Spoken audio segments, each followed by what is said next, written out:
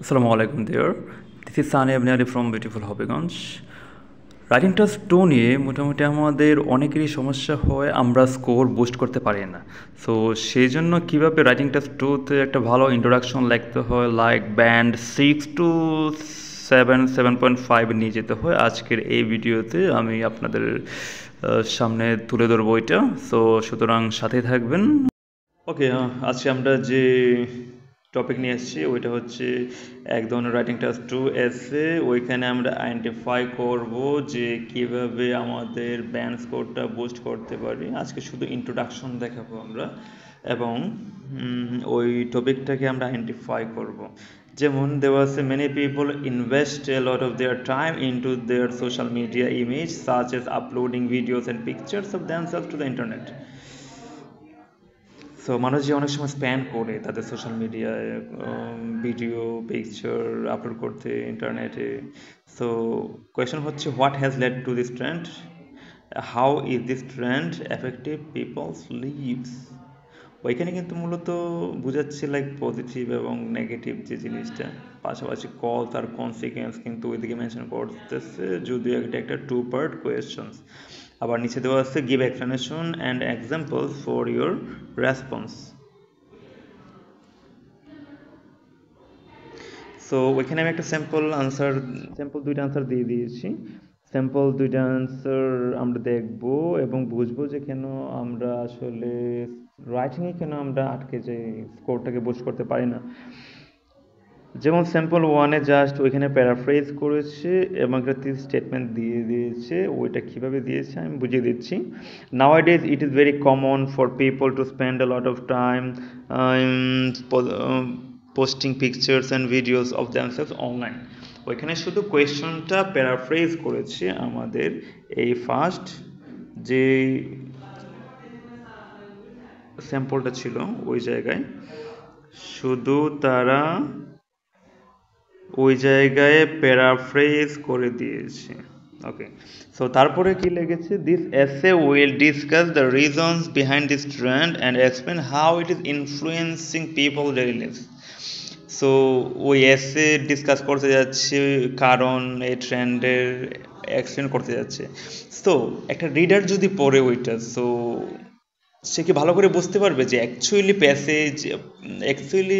Task 2-তে সে কী লিখতে যাচ্ছে। ওইটা কিন্তু মোটামুটি আনক্লিয়ার। সো যেহেতু এটা 30 স্টেটমেন্ট, ওইখানে আমাদের উচিত প্রপারলি আইডিয়াগুলো দিয়ে দেওয়া, যাতে করে এক্সামিনার বুঝতে পারে আপনি ওইখানে ডেভেলপ করবেন বডি 1-2-তে। পাশাপাশি যদি আমি স্যাম্পল 2 দেখি, স্যাম্পল 2-তেও প্রায় দেওয়া like, in recent years many individuals have become highly active on social media by sharing personal photos and videos. তারপরে কি দিছে, there are there are several factors that have led to this situation, অনেকগুলো factor, and it is having a significant impact on the way people live today. So several factors, অনেকগুলো factor, that means একজনের পরে কি বুঝতেছে যে আপনি অনেকগুলো factor থেকে যাচ্ছেন ওই জায়গায়, বাট যখন গিয়ে দেখবে বডি 1-এ বডি 2-তে তেমন কোনো ফ্যাক্টর নেই, তেমন এক্সপ্লেনেশন নেই, তখনই কিন্তু আমরা ধরা খেয়ে যাই আমাদের কোহেরেন্স কোয়েশন ভালো করে ম্যাচ না করার জন্য। তো যদি একটা স্ট্যান্ডার্ড রাইটিং লিখতে হয়, সেক্ষেত্রে আপনাকে অবশ্যই ফোকাস করতে হবে আপনার like hook plus background plus আমাদের থিসিস স্টেটমেন্ট। যদি আপনি ইংলিশ লিটারেচার ফলো করেন, আপনি দেখতে পারবেন যে একটা স্ট্যান্ডার্ড রাইটিং হচ্ছে হুক, ব্যাকগ্রাউন্ড, থিসিস স্টেটমেন্ট। এখন আসি হুক মানে কি। হুক মানে হচ্ছে একটা সেন্টেন্স আপনি লিখবেন, যে সেন্টেন্সটা ইন্টারেস্টিং আপনার রিডারের জন্য, আপনার রিডার আপনার ওই জিনিসটা পরে বুঝতে পারে যে আপনি কি কি লিখতে যাচ্ছেন প্যাসেজে। লাইক হুক মানে হচ্ছে এক ধরনের interesting sentence related with your. পাশাপাশি যে ব্যাকগ্রাউন্ড হচ্ছে আপনার আমরা যে প্যারাফ্রেজ করি ওইটাই হচ্ছে এক ধরনের ব্যাকগ্রাউন্ড। আর থিসিস স্টেটমেন্ট তো আমরা জানি আমাদের যে আইডিয়াগুলো ওই জায়গায় দিই বা আমরা কি লিখতে যাচ্ছি ওই জিনিসগুলো। ওকে, সো যেহেতু আমাদের কোয়েশ্চেনটা ছিল many people invest lot of their time into their social media image such as uploading videos and pictures of themselves to internet, আমরা ওইটাকে এখন একটা হুক দিয়ে লেখার চেষ্টা করব।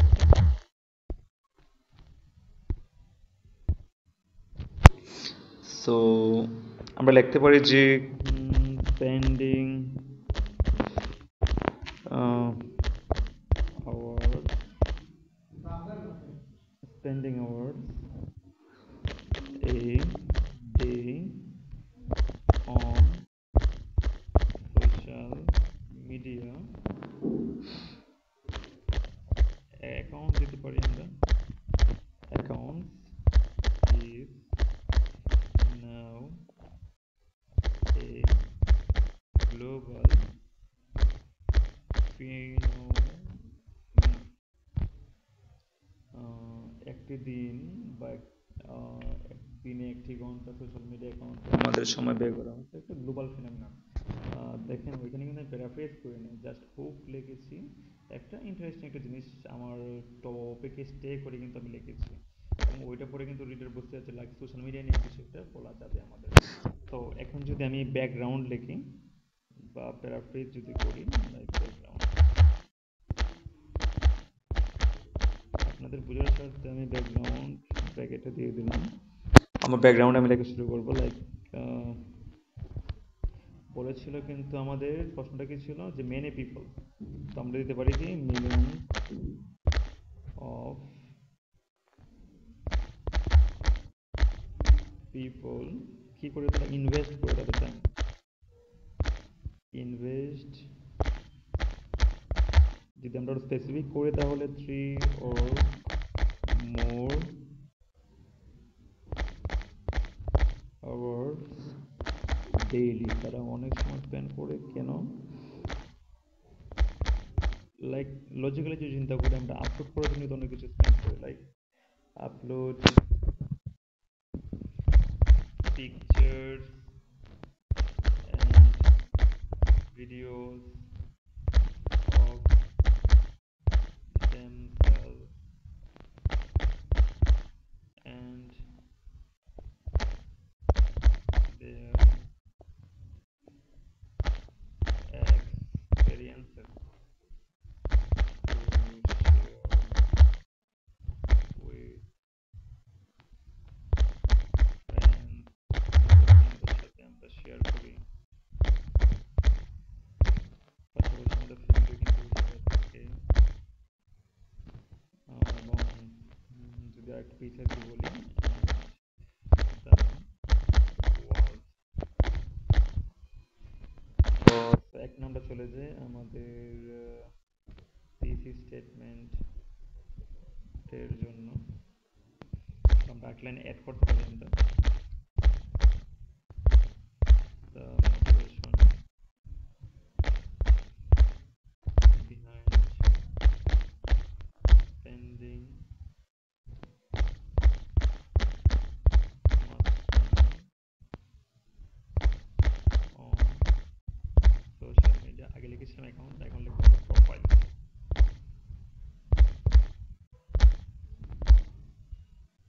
Profile is an innate human desire to be popular and successful। So ওইখানে কি লিখেছি, the motivation behind spending much time on social media profiles is an innate human desire to be popular and successful। আমাদেরকে আমরা popular এবং successful হওয়ার জন্য কিন্তু আমরা লাইক ইউজ করি। হ্যাঁ, ইননেট মানে হচ্ছে আপনার যদি আমরা ইননেট কথাটা ধরি, ইননেট মানে হচ্ছে সহজাত কোনো কিছু আর কি, ওটাকে বলে ইননেট। ওকে, তো এখন আসছি আমাদের মূল থিসিসে। আমাদের যে মোটিভেশনটা ওইটা নিয়ে থিসিস আমরা পুরো করব। লাইক আমাদের যে behaviour, this behaviour can B, আমাদের কিন্তু গ্রামাটিক্যাল রেঞ্জের যেহেতু মার্ক আছে, আমরা চাইলে গ্রামাটিক্যাল রেঞ্জটাকে একটু বাড়াবার জন্য ইউজ করতে পারি correlative conjunction, like this behaviour can be either a positive, positive. তো পজিটিভ যেহেতু কি করে আমাদের leading money and a high quality of life, পাশাপাশি হতে পারে নেগেটিভও হতে পারে আমাদের। যেহেতু আমরা দুইটা বডি লিখবো, আমরা যদি সেকেন্ড আইডিয়াটা লিখি, আমরা হবে লিডিং, কি লিড করে, তো আইসোলেশন and depression.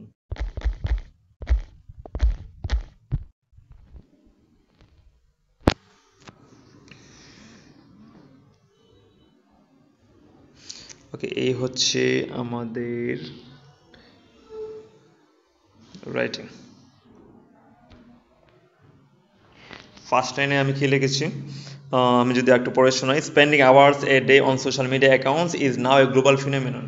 আমি কিন্তু ওই জায়গায় কোয়েশ্চনটাকে প্যারাফ্রেজ না করে একটা হুক লিখে দিয়েছি আমি, ইন্টারেস্টিং একটা পার্ট যেটাকে আমরা বলি। তারপরে আমি আমাদের ব্যাকগ্রাউন্ডটাকে আমি মেনশন করেছি, যেটাকে আমরা প্যারাফ্রেজ করা বলি। Millions of people invest 3 or more hours daily, আমরা স্পেসিফিকভাবে বলে দিয়েছি 3 or more hours daily to upload pictures and videos of themselves and their experiences to share with friends, family and the world. তারপর আমরা যেটা দিয়েছি আমাদের thesis statement,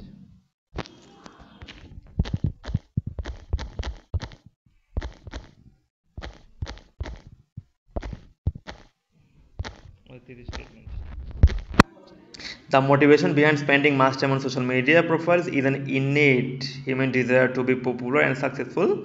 This behavior can be either a positive, একটা descriptive clause use করেছি, leading money and a high quality of life, or negative, leading to isolation and depression. আপনার দুইটা কোয়েশ্চেনের answer দেওয়া হয়ে গিয়েছে, ওইটা হচ্ছে আমাদের থিসিস স্টেটমেন্ট, বা যদি সহজ ভাষায় বলি হচ্ছে আনসারিং দ্য কোয়েশ্চন। তো এই হচ্ছে আমাদের রাইটিং টাস্ক। যদি আমরা ডেভেলপ করতে চাই, চাইলে আমরা ওইটা ফলো করতে পারি। যেহেতু আমরা বিগিনার, অনেকেই আছে অ্যাডভান্স, আমরা যদি চাই ডেভেলপ করতে, আমাদের ওই ক্রাইটেরিয়া ছেড়ে আমরা এটা ফলো করতে পারি। তবে এখানে টাইম ম্যানেজমেন্টের কিন্তু বিষয় আছে। ওই ওই জায়গায় কিন্তু অবশ্যই আপনাকে ফাস্ট রাইটার হতে হবে, যাতে আপনি টাইম ম্যানেজ করে নিতে পারেন, এবং বেশি বেশি যদি স্যাম্পল লিখেন তাহলে আপনার অবশ্যই আইডিয়াগুলো তাড়াতাড়ি ডেভেলপ হয়ে যায়। তো ভালো থাকবেন সবাই, have an awesome rest of your day.